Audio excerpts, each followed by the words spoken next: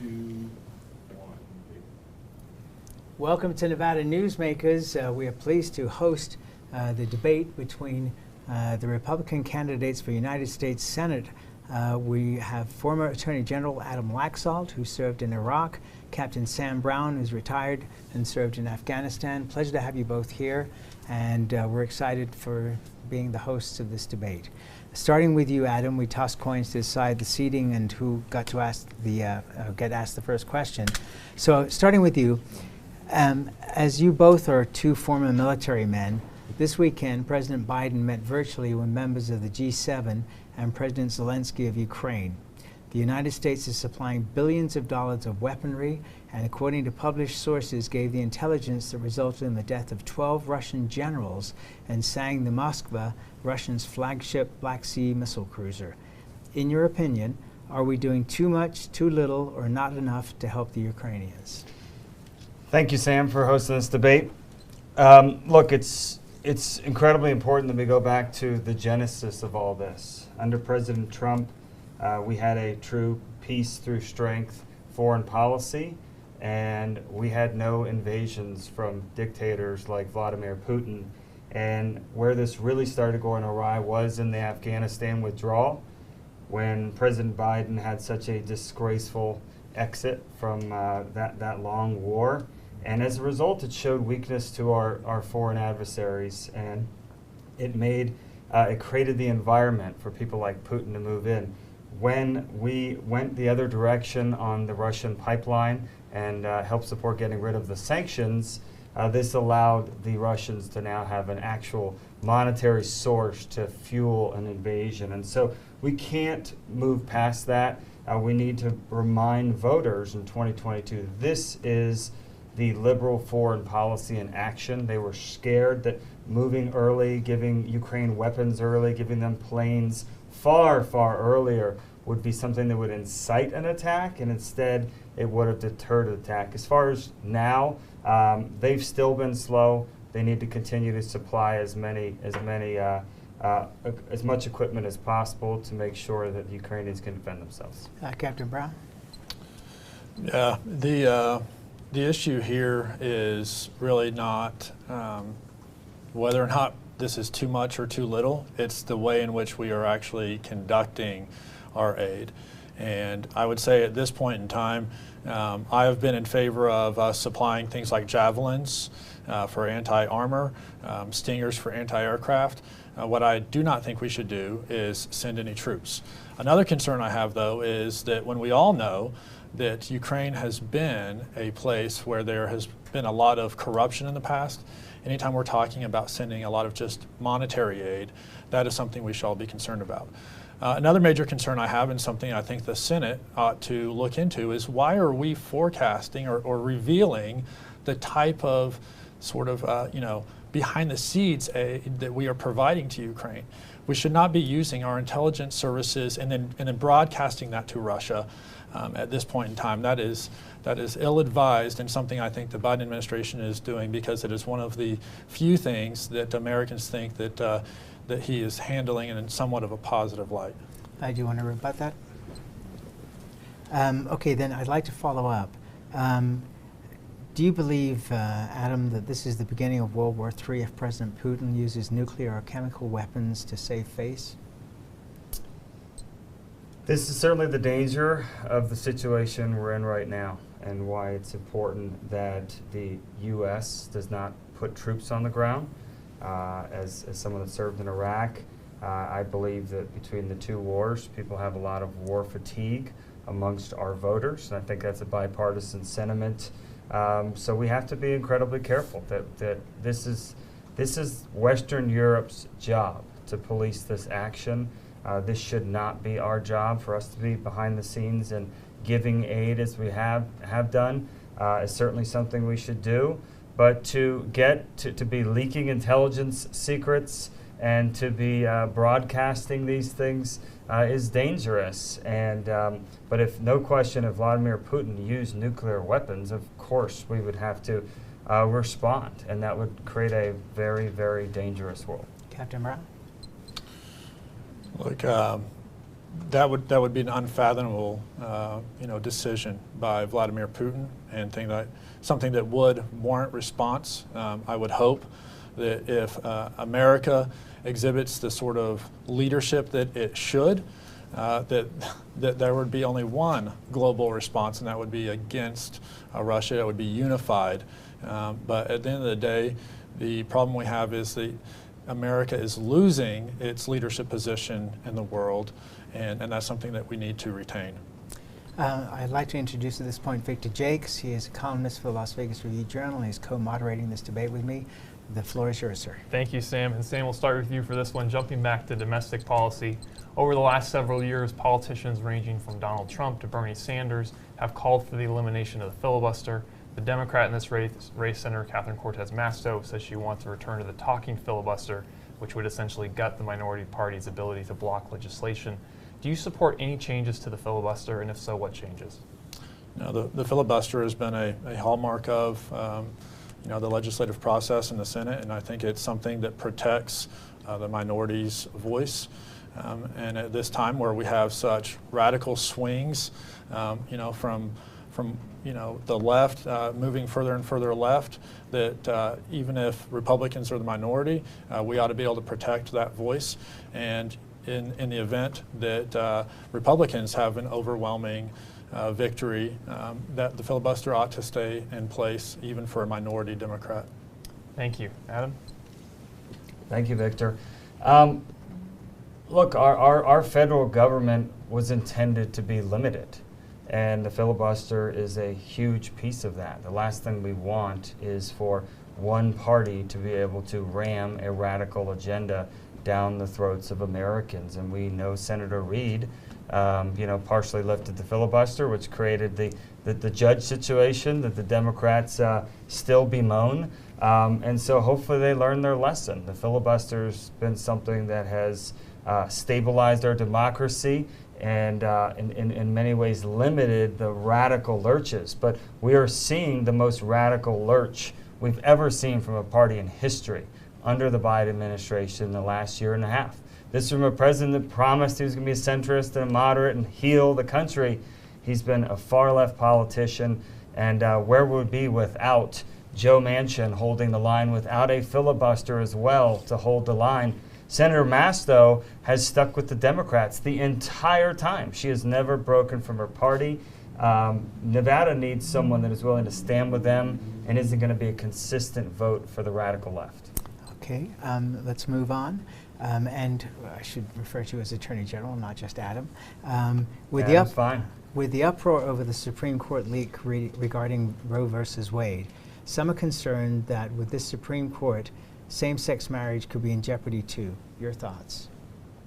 Look, I think that since I got in this race in September, I've never seen the voters so upset with the status quo. President Biden tried to run on this centrist campaign. He promised to bring Americans together. And from day one, he's governed and he's spoken as a hard leftist. And it's made our country more divided. It has hurt our economy. It has driven gas prices up. It has made us less safe. It has made the border wide open. And so these are the things that voters care about right now. These are the reasons why we're living in potentially a red tsunami change election. And so the Democrats are going to do whatever they can to change the subject to things they think are more favorable for them. But the reality is there's no escaping the agenda and the policies of the Biden administration that, again, Senator Catherine Cortez Masto has been a consistent, reliable vote for. Okay, but to go back to my original question, same-sex marriage could be in jeopardy. Do you agree? I think that that's a pretty wild hypothetical. I think that we need to see what happens with this leaked published opinion. But as I said, Sam, the Democrats are going to start spinning all sorts of tales of woe, and they're going to go completely overboard and say that all of past precedents and all the Supreme Court history are all going to be overturned now. I think that is wrong. I think this is what the Democrats do. They divide the populace, they demagogue issues, and here's the good news, though, is that people are onto that, and they're tired of it, and I think they're going to tune it out. Okay, Captain Brown? You know, this is an issue that I don't think that there's any chance is overturned. But the broader question is, why is government in the business of marriage to begin with?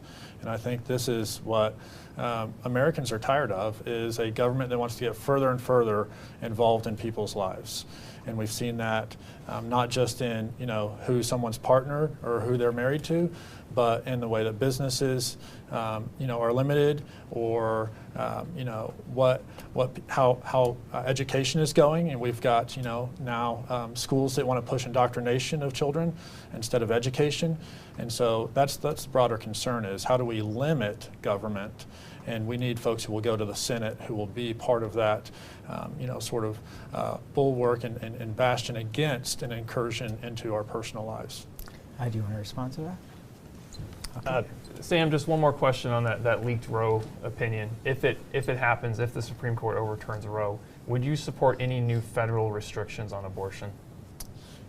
You know, that's a hypothetical question, and something that at the end of the day, an overturn of Roe would return power back to the states. But look, at the end of the day, I've been pro-life. I've always been pro-life, and my position of being pro-life really was fortified by my own personal experience of getting to the end of my life and actually giving up the will to live. And then now, having had the blessing of life to this point from then, knowing how much that I was able to give and to offer and to participate in life, life is something we should always seek to protect. So there's kind of a divide in the pro-life community of if, you know, abortion is a state's issue only, or if there's a role for the federal government. So I'm just, you know, curious where you kind of come down on that. Do you think it's something the Fed should get involved in terms of putting in new abortion restrictions, or should it be left simply to the states? You know, this is something that, as it currently stands, would be left to the states. But once again, I am pro-life, and if there was any sort of legislation to come forward, I would want to see that specific language. Adam, you get 30 seconds if you'd like to respond. I don't get the same question? You know, you have exactly the same question. Oh. So the question would be, you know, is abortion, if Roe is overturned, a federal or a state issue in your view? Yeah, let me first just say why I'm pro-life. My mother had me out of wedlock in the 1970s, and she was in her early 20s, no college degree. She got a tremendous amount of pressure to not bring me into this world, and fortunately she made the decision to bring me here. And so I'm always going to believe that I hope people are going to have a chance to live like I have. As far as, you know, the future of Roe, it is quite clear that Roe v. Wade was invented by the Supreme Court. Scholars have known that forever. That's been taught in law school since I went in law school a few decades ago. And it was always better left returned to the states. It's because it was put at the federal level that made it such a divisive, highly charged issue, and I think it's better left to the states. Okay, Victor, you get the next question. Absolutely.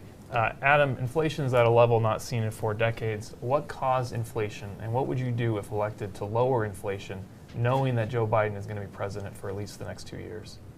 Yeah, there's no question this is the #1 issue for voters right now.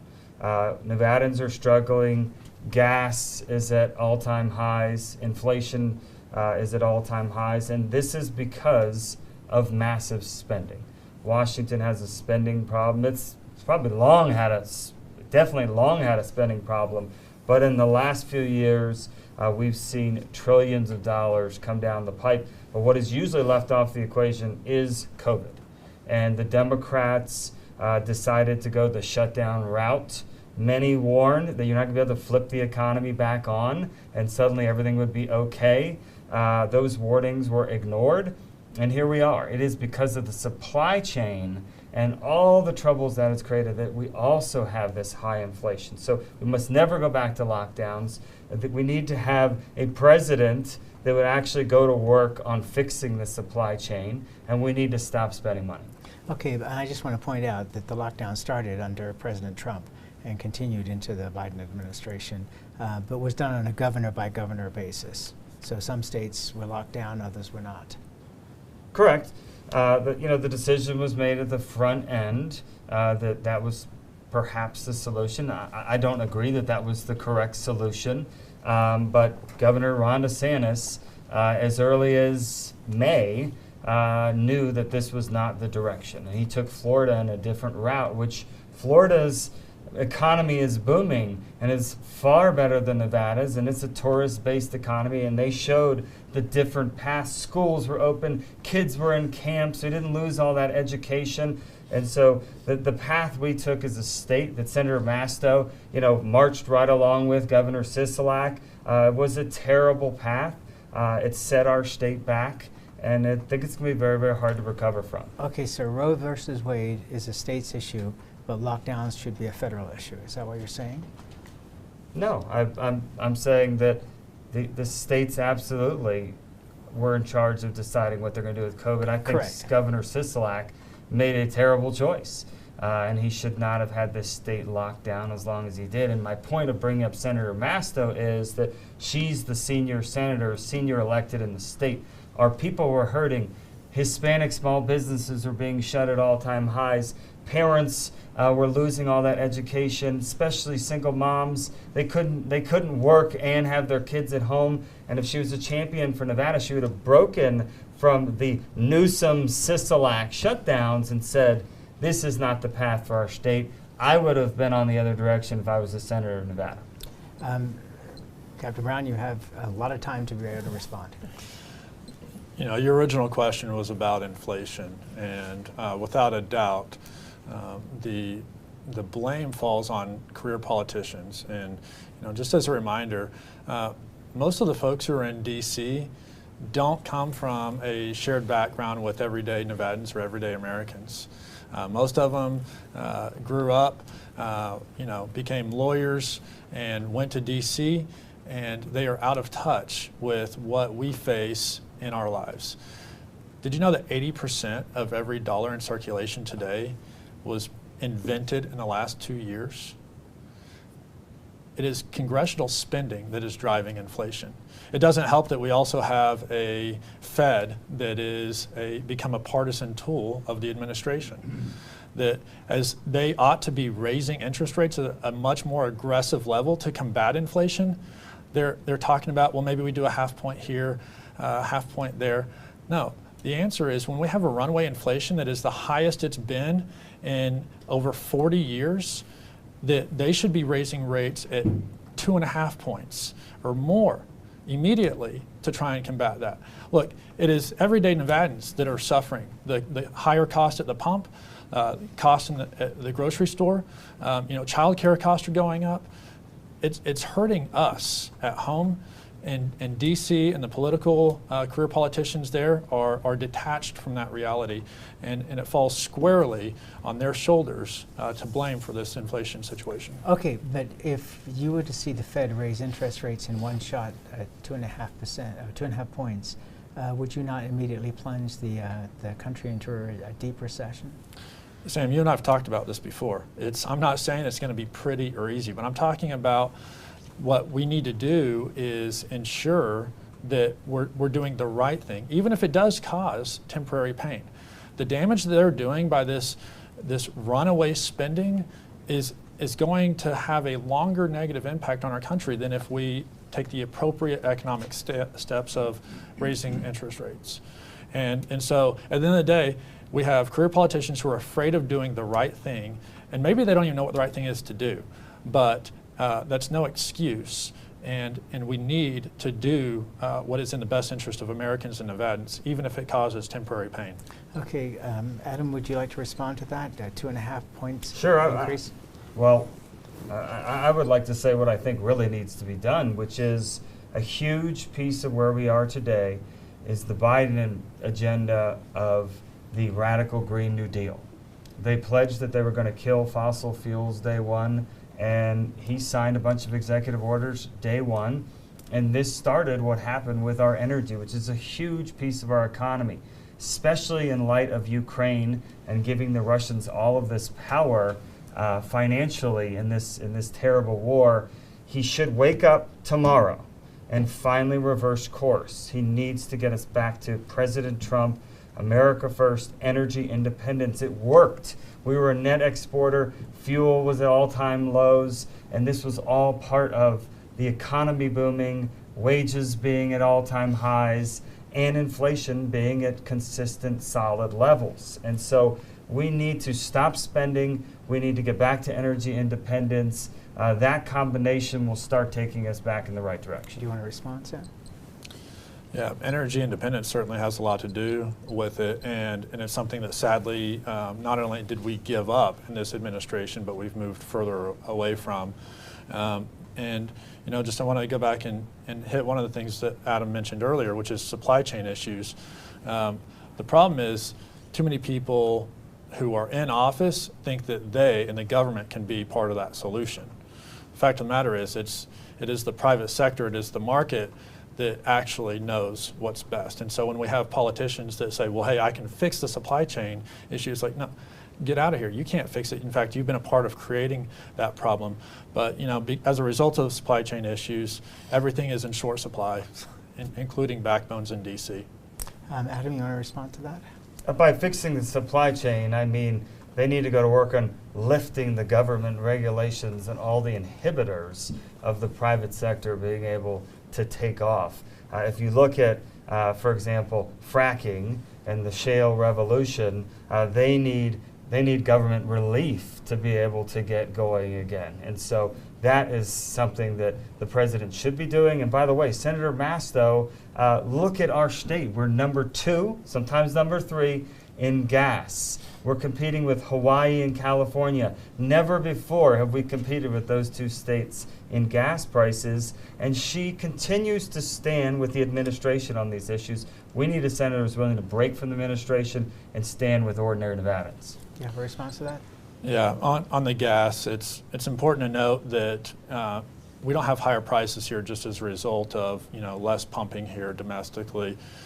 California, you know, the pipelines that feed us for our fuel here go through California, and they've got their own special, you know, environmental standards for their fuel that on a supply-demand basis creates higher cost.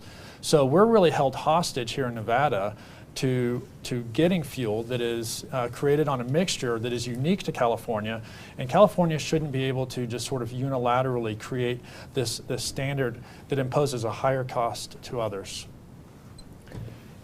So I guess I'll ask, kind of, you both have hinted at DC spending and what that looks like, and I think we're on Sam for you starting first. But what are some concrete ways that you can reduce spending in DC, or that you would support reducing spending?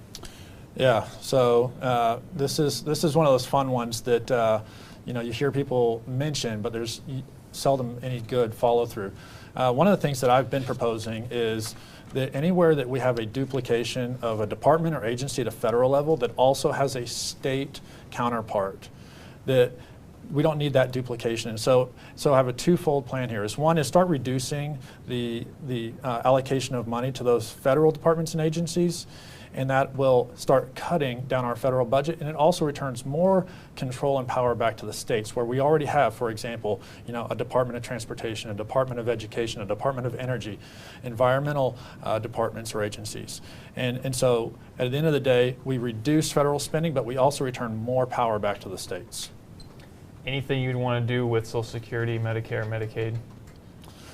Look, a lot of that is mandatory spending right now, and so we can start with what I just described. Adam, what about you? What are some ways to reduce spending? Well, let me first just say that when I was Attorney General, we got more out of that office than any previous Attorney General. In fact, we inherited a lot of problems from then or former Attorney General Masto, but I still return taxpayer dollars every biennium as Attorney General, and so I believe that we need to be better stewards of our money. I think that President Trump started an anti-regulatory movement. You know, the one in, one out. I think that is important to restore the concept that we need less regulations, not more regulations. That's something that will absolutely reduce the cost of government and, most importantly, reduce the cost of the private sector. And I would just say that fraud, waste, and abuse is absolutely a real thing.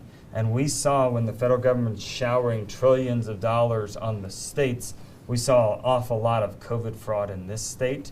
And you have to, For example? you have to multiply that. Well, there was a lot of misuse in the spending where people were taking the benefits and they were not using them properly.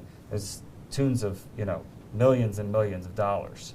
And so I think that it's important that we really get a grip on the projects that government are doing, and we must try to reduce the role of government, and that's the best thing we can do, reduce So the big drivers of the deficit are still Social Security, Medicare, Medicaid. Any changes there?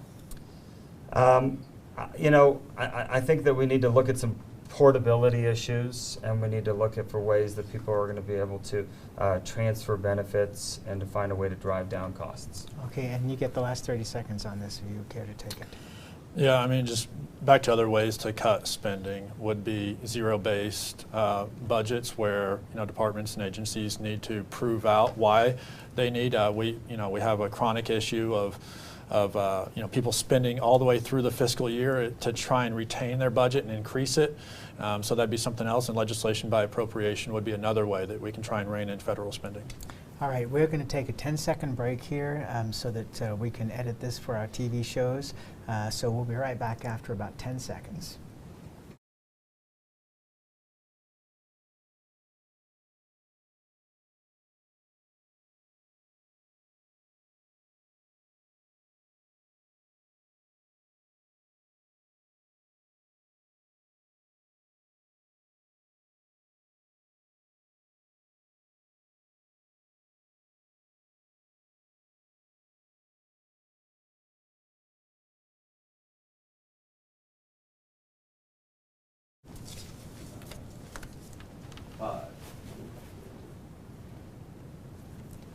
And back on Nevada Newsmakers, we're continuing with our debate.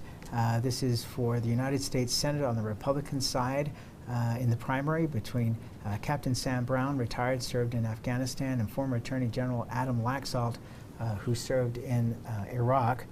Sam, I'm going to come to you for the first question in our second half here. When Harry Reid ran for re-election against Sharon Angle, noted Republican Sig Rogich formed Republicans for Reid because he wanted to make sure in negotiations with other states on the Colorado River that Nevada will be well represented. As it stands right now, the states are working collaboratively to solve drought issues. As a United States Senator, what would you want to see? The status quo with the states doing this, or some kind of congressional solution?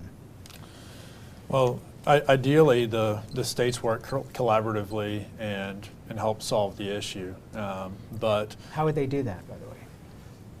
Well, that wouldn't be for me to dictate. But whether it's through governors working together, or perhaps they create assembly or legislative commissions. At the end of the day, we need to acknowledge that water is a crisis here, and something needs to change. I mean, the division of water on the Colorado goes back to an agreement that's 100 years old, and certainly conditions on the ground have changed in terms of population density, where folks are at, how water's been used historically. And so we do need to go back and look at that, and I would hope that the federal government wouldn't have to come in and drive that. And so we give the states an opportunity, but at the end of the day, something must be done. General Laxalt? When I was Attorney General, we had to do a lot of water issues, including Southern Nevada Water Authority, and there's no question this is going to be one of the most challenging issues for the next few generations of our great state. Look, the reality is the allocation is not great for our state.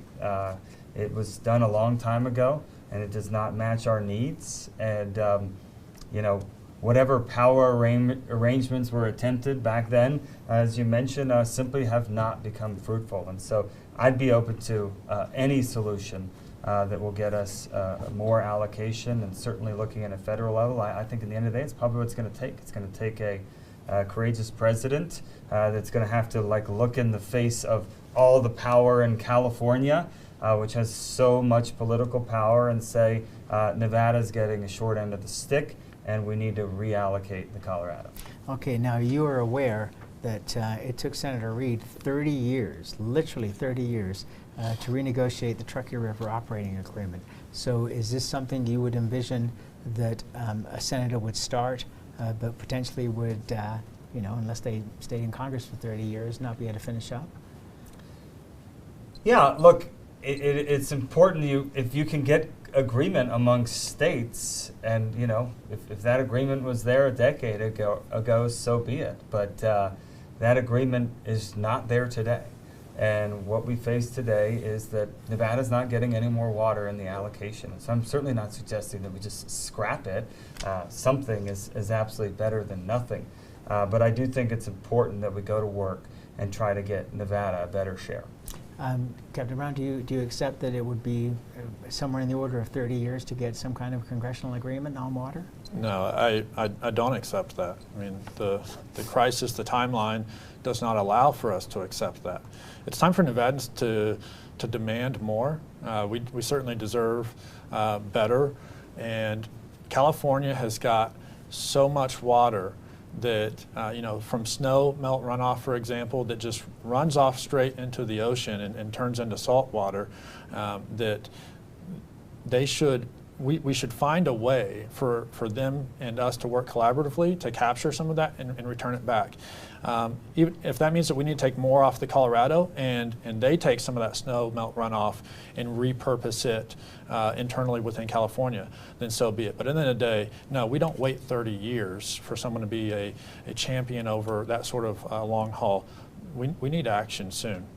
Well, and I just want to point out that the Metropolitan Water District is working on being able to capture some of the runoff that goes into the Pacific Ocean that is billions of gallons of water. But again, this is a decades-long project. Victor Jakes is joining me as co-moderator on this program. He's a columnist for the Las Vegas Review-Journal. Victor. Adam, I want to ask you about immigration. As I'm sure you both know, Senator Catherine Cortez Masto has flip-flopped on Title 42, going from opposing it to saying we should leave it in place until there's a plan in place to deal with the expected surge in illegal immigration at the border. But one thing she's not flipped on is her support for amnesty. And so, Adam, I'm going to start with you. Do you support amnesty for any group of illegal immigrants? So the open border policies of President Biden that Senator Masto supported lockstep until, as you point out, Title 42, they've greatly endangered our country. It's one of the biggest crises we've faced, something voters are absolutely irate about and just cannot believe that our government will not do the basic duty of giving us a secure border, which has led to fentanyl spikes in our state, human trafficking increases. The same things, by the way, that Senator Masto is running commercials on right now, pretending that she's a champion to fight against human trafficking, when in fact she supports the open border policies that have led to the increases in this. So I think that we need to get back to a secure border, absolutely. And I think that amnesty is off the table. I don't support amnesty in any form. That this is something that's creating a magnet. It's creating incentivizing people to come in. We need a moratorium. We need a secure border. All that needs to happen immediately to, frankly, save the security and the law and order of our country. Sam, same question for you. What are your thoughts on amnesty? Yeah, amnesty is not something that honors the processes, the law, the people who immigrated here lawfully and went through the process to become American citizens according to our law. And so we need to continue to uphold that. I am not for amnesty in any way, shape, or form. And at the end of the day, immigrants to this country are a large part of what's made it great, but we also are a country of law and order, and we need to follow that. If people want to make changes to our immigration law, which I think that we should look at, how do we expedite the process? For example, I've talked to someone who legally became a U.S. citizen and it took 27 years. It shouldn't be that way. But we can talk about that. But at the end of the day, amnesty is not something that we should allow. Okay, so you bring up a really important point, which is that for anybody to become legalized after crossing into the country illegally can take decades if it can be accomplished at all. And so my question to you is, the last time that immigration reform was conducted was in 1986 under Ronald Reagan. President Bush tried to get immigration reform done in a comprehensive manner. and that was working with Senator Reid and with John McCain, and that blew up because John McCain decided to run for president. Is there a way to look at immigration not in a comprehensive way, to start taking care of the issues, A, to find a route to legality for the people who are here without sending them back home, and B, to take care of the need we have in this country for workers? Because here in Nevada, every business that you can think of needs workers, and we don't have them. Yeah, I mean, I think that those are important conversations to have. It's obviously a large issue that hasn't been solved in decades of debate. We're not going to solve it here at this debate table and, a 1-minute exchange or 30-second rebuttals. But yeah, I think at the end of the day, we need to go back and look at the process and system as a whole, break down the different components and say, look, this has been working well. This is something that maybe we can adjust, and go back and put some real work and time and effort into it, and hopefully we end up with something that can be a bipartisan solution. General Laxalt? Well, my family came to Nevada as Basque immigrants, sheep herders in the early 1900s, and common refrain you hear is, for generations, people came here legally. And the system we have over the last 4 decades is absolutely unpardonable. I don't understand how we got here. I do not understand how you mentioned one of the attempted agreements. This strategy didn't work. We needed a secure border. First and foremost, it is the first right of nationhood. It's the most important indicia of sovereignty. And most nations in the world, those even that are far more liberal than us, have secure borders. And so it all starts with a secure border. And then, of course, we should be in charge of the policies of who's coming and going, what the needs particularly are. But we can't make those decisions in the middle of a situation. We have 2 million illegal encounters at the border right now. There's no way we can have a realistic discussion about policy. And as far as employment needs, it's important to remind people it is paying people to stay home for over 2 years that created this massive unemployment situation. And it went way too long. The lockdowns obviously had terrible effects. All the COVID policies had terrible effects on our economy and the workforce. And a lot of people still are simply not willing to come back to work. Some states moved right away, cut those off, and got people back to work. We're still not back there as Nevada, and unfortunately, Governor Sisolak's failed in that. Senator Mastos failed at calling him out for those poor policies. Just a quick response, if you wouldn't mind, maybe 30 seconds or less. We talk all the time about the southern border, but what about the northern border? And that is as long, if not longer, than the southern border. It is longer. And the ports of entry, which is where, up until recently, most of the illegal action was from people coming to this country through ports of entry, legal ports of entry, and overstaying their visas. How would you deal with that? Well, that's none of this is easy to address, and whether it's better kind of scanning or screening methods at the port of entries, or just actually allowing our federal law enforcement agents to do what they're supposed to do. We too often handcuff our law enforcement agents at the border, and we let the people who are illegally crossing the border go. It's about following the rule of law that we currently have. General Laxalt? We need to make this an absolute priority.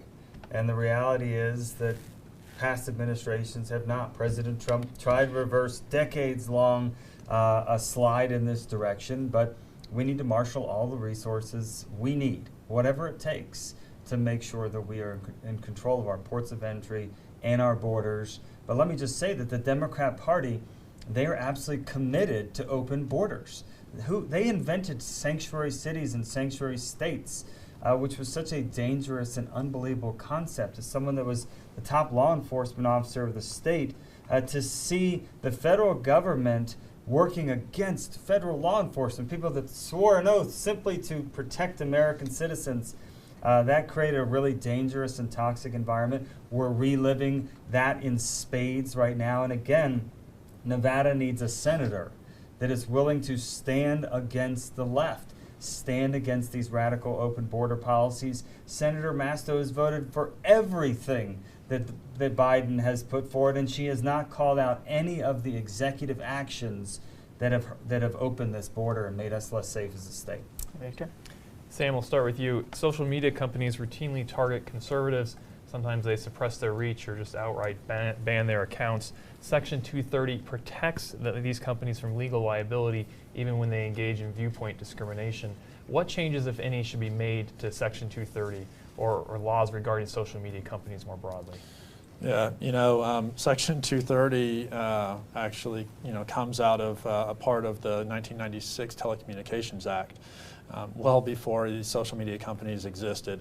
And so I think for these companies to kind of hide behind that is a problem. One of the things that I think that we should look at is if these companies want to sort of edit or moderate, if you will, what people are saying on their platforms, then they're editors, and they ought to be held to that standard. If they are about free speech, then let people have their voice unfiltered, unmoderated. And look, I know what this is like. I was temporarily kicked off of Twitter completely.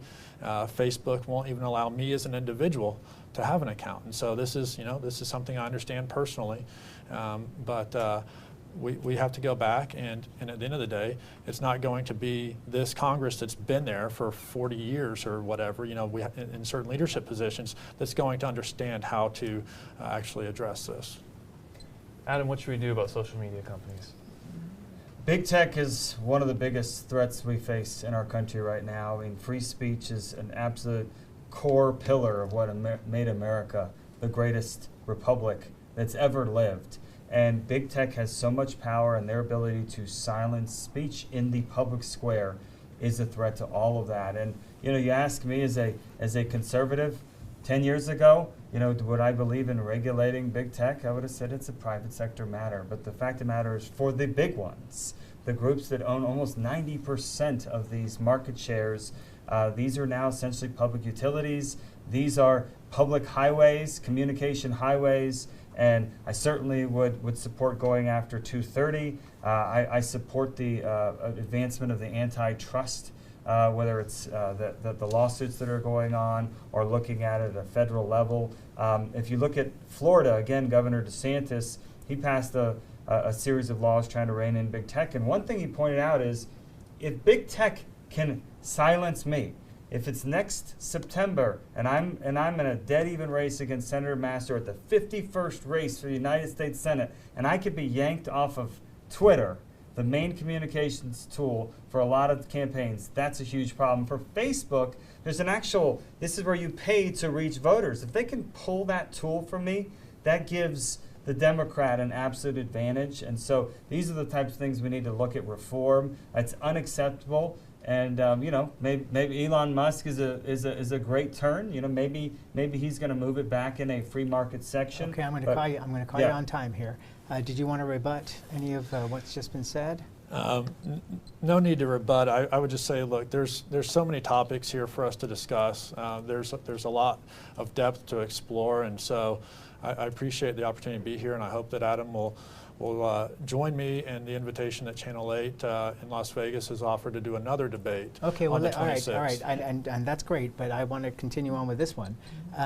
So, Adam, you have spent most of the time during this debate attacking Catherine Cortez Masto. What are your differences with Sam Brown? Well, look, I was elected to be Attorney General of this state. As you all well know, I beat Ross Miller, who was a prohibitive favorite and a favorite son of both political classes at the time. And I went to work. I was 36 years old, and we were able to create the first ever military legal assistance program. We created an elder fraud unit that had the largest guardianship prosecution in the history of the state. We had the first human trafficking prosecution. I wore the top cop hat. We actually brought law enforcement together, which is why, by the way, they just moved. The law enforcement unions moved from Masto in 16 to me in this race. Okay, but what are your differences with Sam Brown? These are the differences. This is what I've done for the state. This is what I've proven in office. Voters have been able to see what they get, someone that's hardworking, someone that is going to accomplish exactly what I say I'm going to accomplish, and someone that's going to fight for them. All right, Sam Brown, what are your differences with Adam Laxalt? At the end of the day, I'm a small businessman, a family man, and I'm someone who will not bend or break under pressure. And so at the end of the day, I'm running, in contrast to Adam, to be a champion for Nevadans, especially on issues that we shouldn't give away. Election integrity is one where Adam has failed us, and another is his lack of protecting the Second Amendment. Adam, you want to rebut that? For him to say that I failed on election integrity is, obviously pretty comical. I was the chair of the Trump campaign, and we sounded every alarm imaginable as the Democrats radically altered our election. And unfortunately, they gave us a system that created the opportunity for fraud and made voters feel like we got a much less safe system. He's been recently attacking me, suggesting that I didn't go investigate voter fraud when I was Attorney General. And, he wouldn't know this necessarily, but the reality is it's the Secretary of State that's in power with investigating voter fraud in this state. And so President Trump looked into a camera and said the only person that he can trust in this state is me, and that's because I have stood consistently and concretely for our conservative values as Attorney General and indeed through the end of the 2020 campaign. Would you like to rebut? Yeah, Mr. Laxalt relies on endorsements because Nevadans can't rely on him. The fact of the matter is, you knew as Attorney General that non-citizens were registering to vote, and you did nothing. You knew that in 2016, non-citizens did vote, and you did nothing about that. And then in 2020, when President Trump, Nevadans and Americans were relying on you to be the one to challenge any sort of issues with the 2020 election, the only thing you did was to file a lawsuit that, per your own admission, was late. You should have known better. Nevadans deserve better, and you need to be honest about your record. Well, Sam, you need to be honest with the voters. You were running in Texas and living in Texas when you're accusing me of not doing these things that I never had power to do. The Secretary of State in this state is in charge of elections, in charge of investigations, and so, the bottom line, I'm just as disappointed as the next person. I know Victor Jakes covered a lot of these issues over the years, that there were problems in our elections, and it was unfortunate the Secretary of State did not move on those. But President Trump does not throw away his endorsement lightly, and the reality is he has endorsed me in this race because he knows that I did the best I possibly could standing up for our elections in a state where, in the end of the day, you had a Democrat governor and 2 Democrat houses. They went in and they changed the rules. And unfortunately, there was nothing much we could do about that. Does President Trump know that you filed the lawsuits late, though? And does he know that when you lost to Steve Sisolak in 2018, you blamed 100,000 Trump voters for that loss? What have you told him? President Trump has often stated that he's well aware lawsuits were filed late. I was not in charge of any lawsuits. I was a co-chair of the campaign. I was not in charge of litigation. That was the Trump campaign. They hired lawyers. They filed the lawsuits. And so he's just as disappointed as I am that lawsuits came late to the state of Nevada, came late in a lot of other places. And hopefully this campaign, as I've spoken since the media has been asking about it since day one, I've never shirked from this issue of election integrity. We need to be able to be willing to file lawsuits early. We need to be able to have good lawyers that are paying attention and doing whatever we can to try to tighten up our system and disincentivize any potential voter fraud. Okay, last word here. So as the chairman of the Trump campaign, at what point do you accept responsibility for the lack of lawyers performing, for the failure of lawsuits to be filed on time?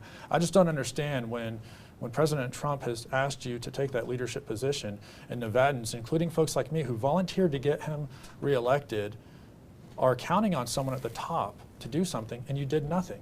Sam, I didn't see you in any way volunteering to be part of that solution. I was the one that had to stand on the line there through the end as as the media was attacking me, even challenging my patriotism, someone that served our country in uniform. The reality is that presidential campaigns are run by the National Presidential Campaign. It's always done that way. I bemoaned and was incredibly upset that action came late, but I wasn't in charge. And President Trump understands what happened. Yeah. He's not happy with it. And again, Republicans need to do a better job. This happened all across the country, and this was an RNC national effort. They got caught flat-footed. And we simply did not get the resources that we needed here. Yeah, at the end of the day, this is about, once again, Nevadans deserve better. And we're not going to settle for people who blame everyone else when they fail. If you don't want to be in a position of leadership where you shoulder the burden of executing or failure, you don't have to pursue it. All right, let's change topics here. Adam, if elected, would you vote for Mitch McConnell to be the majority or minority leader of the Senate? You know, the biggest problem we have as the Republican Party right now is that we have failed to be on offense. We've allowed our country to drift to the left over the past many decades. I've been incredibly frustrated to watch that. Someone as a state AG, we've certainly fought against Washington. We fought against President Obama. But we have not seen our D.C. politicians find a way to go on offense. And so some of the senators that have endorsed me, like Senator Cruz and Senator Cotton and Senator Hawley, these are politicians that are part of the next generation. I'm 43 years old. They're in their 40s. And I think we all understand that we have to be a forward-leading, fighting party.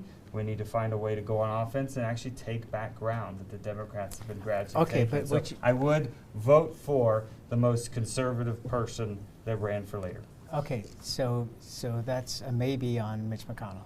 I will vote for the most conservative person that runs for leader of the Senate.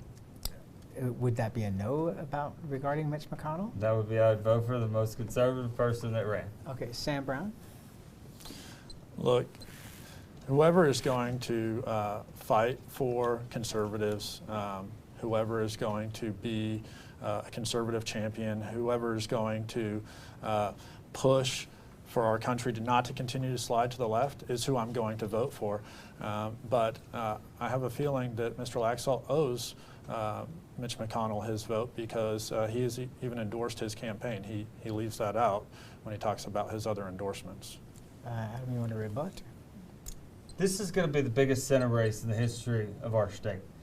Chuck Schumer has put $45 million in. They've already been attacking me for months and months and months. And the reality is, I'm honored to have President Trump. I'm the only person in America to have Governor Ron DeSantis, who's one of our absolute conservative stalwarts. Yes, as well as Senator Cruz, Cotton, Hawley, our young conservative U.S. senators. And so this is the mold that I plan on leading in. Nevadans need a conservative champion. It's something that I was every day that I was Attorney and General. I have to cut you off because we are out of time here, but we would welcome you back to debate again on the program if you so desire. So Adam Laxalt, former Attorney General, served in Iraq. Captain Sam Brown, retired, served in Afghanistan. Thank you both for being here. Thanks and for Victor hosting. Jakes of the Las Vegas Review-Journal, thank you for being here. And we appreciate it, and we'll be back on Nevada Newsmakers. Go to nevadanewsmakers.com. We have archives going back to 2005. Thank you all very much.